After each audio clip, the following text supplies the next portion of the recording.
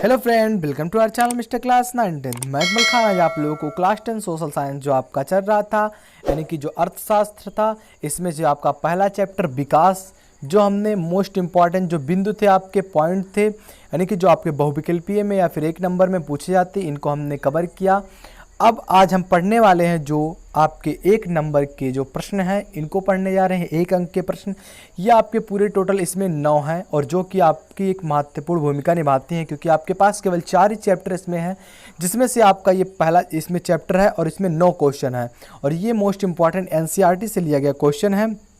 दोस्तों आशा करते हैं ये वाला जो 9 क्वेश्चन होगा ये आपके लिए मोस्ट इम्पॉर्टेंट होगा और ये क्वेश्चन के साथ आपका आंसर भी दिया गया है, ये आपके लिए बहुत ही अच्छा होगा।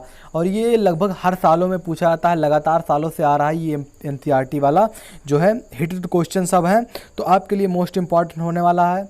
अगर इससे पहले आपने चैनल को सब्सक्राइब नहीं किया है तो चैनल को सब्सक्राइब करिए, बेल आइकन को हिट करिए। अब देखिए जो हमारा पहला क्वेश्चन है, इसकी तरफ बढ़ते हैं। ये क्या है क्वेश्चन, अन्य राज्यों की अपेक्षा केरल में शिशु मृत्यु दर कम क्यों है? ये आपका क्वेश्चन है कि जो जैसे अन्य प्रदेश हैं, इनमें क्यों शिशु जो मृत्यु दर है ये बढ़ जा रही है और केरल में इतना दर कम क्यों है? तो यहाँ जो आपका उत्तर होगा, यहाँ स्वास्थ्य व शिक्षा सुविधा की बेहतर व्यवस्था है। आप जानते होंगे केरल में इतने अच्छे अच्छे हॉस्पिटल हैं और बहुत ही करीब करीब में हॉस्पिटल है, मतलब कि आपको 1 किलोमीटर 2 किलोमीटर पे हर एक अच्छे से अच्छा आपका हॉस्पिटल मिल जाता है, जिससे कि आपका तबीयत ख़राब हुआ, आपके बच्चे का तबीयत ख़राब हुआ तो आप तुरंत वहाँ जांच करा सकते हैं, यानी कि बगल में ही। और आप जानते हैं यूपी और बिहार या फिर ऐसे जो पिछड़े हुए हैं, यहाँ पर बहुत ही 5 किलोमीटर 10 किलोमीटर आपका जाना पड़ता है, तो आपका ये जो हॉस्पिटल वाली सुविधा है ये मिलती है। तो इसमें बहुत सारे बच्चों की जान भी चली जाती है और ये सुविधा नहीं मिल पाती है अच्छी तरीके से। सरकारी हॉस्पिटल में आप जाते हैं, देखते हैं कि कितनी असुविधा है। तो ये सब कारण हैं जहाँ केरल में अच्छी व्यवस्थाएं हैं, अच्छी स्वास्थ्य सुविधा हैं। अब देखिए जो आपका दूसरा है, क्या सिर्फ औसत आय के आधार पर विकास की गणना करना सही है? आपको हमने बताया था इससे पिछले वीडियो में कि अगर आप में कार्य करने की क्षमता है, आप नौकरी कर रहे हैं और आप पैसा कमा रहे हैं, देश के जीडीपी में आपका योगदान है और अचानक से आपका तबीयत खराब हो जाता है, अचानक से कुछ कारणवश, कुछ प्रदूषण से या फिर किसी बीमारी से आप क्षतिग्रस्त हो जाते हैं, तो आपकी जो आय है वो तो आनी बंद हो गई। अब आय आनी बंद हो गई, मान लीजिए वो पैसा कमा रहा था लेकिन आय आनी आपकी बंद हो गई।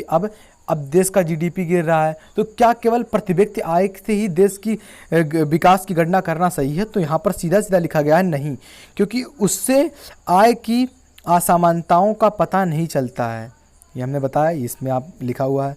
अब देखिए जो आपका तीसरा क्वेश्चन है, ये है जीवन प्रत्यांशा से अभिप्राय क्या है? जीवन प्रत्यांशा क्या है? अब देखिए जो आपका उत्तर है ये है, व्यक्ति के संभावित जीवित रहने की औसत ही आपकी प्रत्याशा है। ये आपके जीवन की प्रत्याशा है, यानी कि कितना आप जीवित रह पाते हैं संभव में, तो ये आपकी प्रत्याशा है। अब देखिए जो आपका चौथा क्वेश्चन है, ये है जीडीपी क्या है? आपको हमने 3 या 4 बार बता चुके हैं आपको हम कि जीडीपी क्या है, जीडीपी का फॉर्म क्या है। तो किसी देश की सकल घरेलू उत्पाद ही आपकी जीडीपी है, प्रति व्यक्ति आय ही जीडीपी है, कह लीजिए प्रति व्यक्ति आय ही जीडीपी है। तो ये आपकी जीडीपी है। जीडीपी से आपका तात्पर्य है कि किसी देश का सकल घरेलू उत्पाद ही आपका जीडीपी है। जो आपका पांचवा क्वेश्चन है, ये है, भारत में सर्वाधिक उच्च मानव विकास सूचकांक किस राज्य का है? यानी कि जो आपका मानव विकास सूचकांक आपकी, मतलब कि किस राज्य में अच्छी सुविधाएं हैं, किस राज्य का व्यक्ति पैसा ज़्यादा कमा रहा है अन्य राज्यों के कंपेयर में, तो नंबर 1 पे आपका आता है केरल। केरल में यहाँ हर लगभग 90% यहाँ के शिक्षित लोग हैं और अच्छी सुविधाएं वहाँ हैं, इसी का अच्छे हॉस्पिटल वहाँ मिल पाते हैं और आपकी मानव विकास सूचकांक भी सबसे ज़्यादा वहाँ है, क्योंकि वहाँ हर लोग शिक्षित हैं, सबके पास नौकरी है, तो इससे आपकी जो मानव विकास सूचकांक है ये सबसे ऊपर केरल का ही ग्राफ है।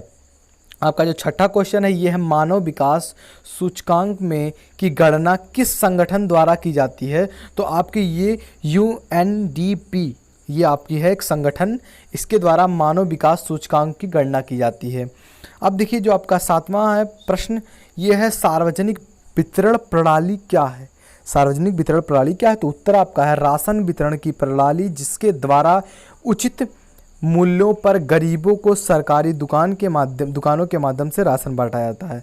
यह जो आपका सार्वजनिक वितरण है, या आप कहते हैं ये राशन वितरण हो रहा है, तो ये जो राशन वितरण होता है ये सरकार की तरफ से होता है, ये आपका सार्वजनिक वितरण प्रणाली में आता है। ये आपका सार्वजनिक वितरण प्रणाली कह लीजिए है।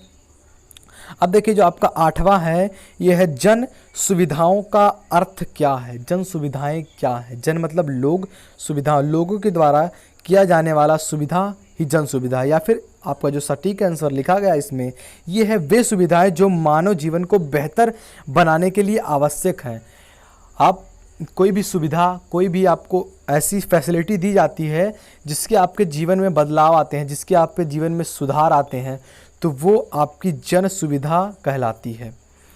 आपका 9वां जो क्वेश्चन है, अनव्यकरणीय संसाधन को उचित उपयोग क्यों जरूरी है।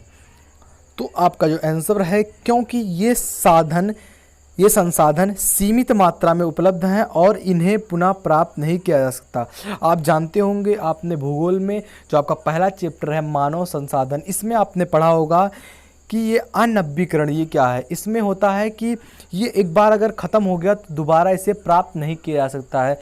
जैसे एग्जाम्पल थ्रू ले लिया जाए, अनव्यकरणीय में आपका ये थोड़ा हटके हो जा रहा है जो कि आपका भूगोल का है, लेकिन फिर भी आप जानिए, knowledge is important for the students. तो आप समझिए कि अनव्यकरणीय संसाधन क्या है। ये संसाधन ऐसे होते हैं जो एक बार नष्ट हो जाने पर दोबारा कभी वापस नहीं आ सकते। आते भी हैं तो लाखों करोड़ों साल इसके बनने में लग जाते हैं। जैसे कि आपका पेट्रोल, आपने पेट्रोल गाड़ी में छोड़ा, आपने या व्हीकल में छोड़ा और आपने चलाया, तो धुएं के माध्यम से जो पेट्रोल वायुमंडल में चला जाता है, तो ये कई लाखों करोड़ साल बाद वापस आकर मिलता है और ये आपका पेट्रोल बनता है। तो मतलब समझ लिए ना के बराबर है। कोई ऐसी चीज़, कोई ऐसा वस्तु जो एक बार प्रयोग करने के फलस्वरूप नष्ट हो जाता हो, या फिर कह लीजिए कि लंबे समय तक विलुप्त हो जाता हो, वो आपका अनव्यकरणीय में आता है। ये एक टॉपिक था थोड़ा अनव्यकरणीय से रिलेटेड। अब देखिए दोस्तों, ये आपका 3 और 5 नंबर वाले आपके संभावित प्रश्न हैं, ये हम अगली वीडियो में कवर करेंगे। यहाँ तक कि आपका 1 नंबर का कवर हो चुका है और आपका एक जो महत्वपूर्ण बिंदु थे आपके बहुविकल्पीय के लिए, ये आपके कवर हो चुके हैं। दोस्तों आशा कर रहे हैं वीडियो पसंद आई होगी। यदि वीडियो पसंद आए तो लाइक करना। और आप जानते होंगे कि यहाँ जो आपका मिस्टर क्लास 9-10 है, ये आपको 9-10 से रिलेटेड आपको 6 सब्जेक्ट होते हैं आपके। आर्ट से लेकर आपका साइंस, मैथ, आपका सोशल साइंस, इंग्लिश, हिंदी, सारे सब्जेक्ट यहाँ चैप्टर वाइज पढ़ाए जा रहे हैं और सारे लगभग कवर हो चुके हैं। आपका मैथ भी चल रहा है। तो अगर आप 10 में या फिर आप 9 में हैं, तो आपके लिए एक बेस्ट अपॉर्चुनिटी है कि हमारे चैनल को सब्सक्राइब करिए और ये वीडियोस देखिए। आपके एग्ज़ाम में, आपके नंबर में अगर इंक्रीज़ नहीं हुई तो कहना आप, क्योंकि ये जो चैनल है ये आपको बेहतर से बेहतर वीडियोस प्रोवाइड कराने की एक बेहतर प्लेटफॉर्म है। दोस्तों आशा करते हैं वीडियो पसंद आए होगी। यदि वीडियो पसंद आए तो लाइक करना। फिर से एक बार अगर वीडियो पसंद आई हो तो चैनल को सब्सक्राइब करिए, बेल आइकन को हिट करिए। मिलते हैं आपसे अगली वीडियो में, तब तक के लिए जय हिंद, जय भारत।